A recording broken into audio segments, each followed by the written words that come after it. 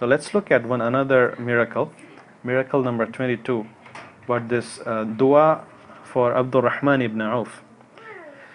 Now he was very famous companion, one of the top, and he actually very old. He was one of the oldest Muslims, um, old in the sense the how early he converted to Islam. He was, I think, one of the 8 earliest Muslims who accepted Islam, and he was also famous because he was among the Ashratul Mubashshara, the 10 who were promised paradise in this world, right?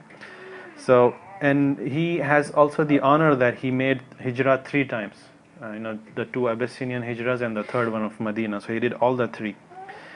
So, as usual, when Muslims migrated from Mecca to Medina, they had to give up all their wealth in Mecca and come back to Medina empty-handed. So Abdurrahman ibn Auf also had nothing with him, and when he came to Medina, Rasulullah ﷺ, as usual, paired every muhajir with one Ansari. So he was paired with an Ansari who was one of the richest person in Medina.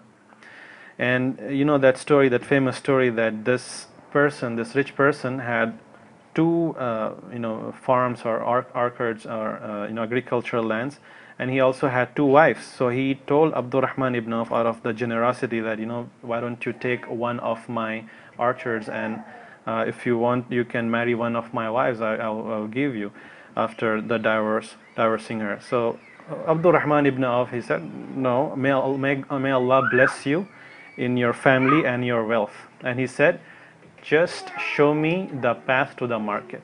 Just show me the path to the market. So Abdurrahman ibn Auf, he hardly had something with him. He went to the market and he started trading, he started business, and his profits grew rapidly. So, and eventually he managed enough money to get married. And when he got married, he went to Rasulullah ﷺ, and he was wearing he had a lot of perfume on himself, a lot of scent, smelling very good. So Rasulullah ﷺ asked him, what is this, Abdurrahman? What is this?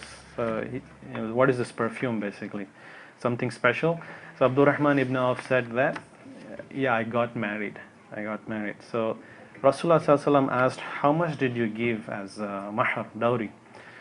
So he said, I gave her a date stone weight of gold, some amount of gold. So Rasulullah ﷺ then, he made dua for him. He said that, may Allah bless you in your wealth. May Allah bestow His blessing on you. And he said, you should make a walima for your marriage, even with 1 sheep.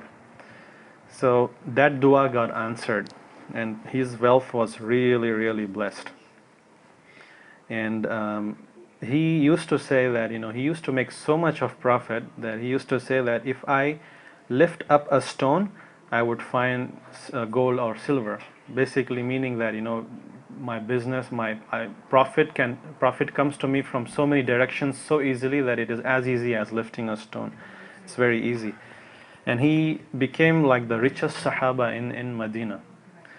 And just to give you an example, one time, in Medina, Medina is considered like very calm and very peaceful city in those times. And all of a sudden, people started hearing some rumbling sound, some noise coming from far distance. And there was this like dust coming, the clouds of dust coming on their way. So people were like, got amazed, like what's happening here? It's unusual. And they eventually realized that a huge caravan is coming. There's a caravan of like 700 camels were coming, and all these camels were full of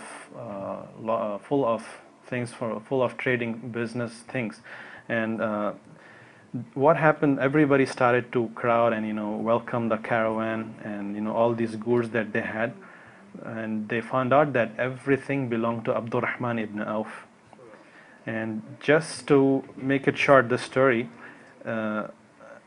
Abdurrahman ibn Auf radiallahu anhu, he donated the entire caravan to the people of Medina. Everything, every single thing. So just imagine how much wealth he had, and even it exceeded that, and he ended up giving to the people who are outside of Medina as well, outskirts of Medina. So that was Abdur Rahman ibn Auf. He had so much of wealth, mashallah. He served Islam so much. He gave so much of his wealth to his relatives, Sahaba. Sometime else we'll discuss the rest of his great contributions to Islam.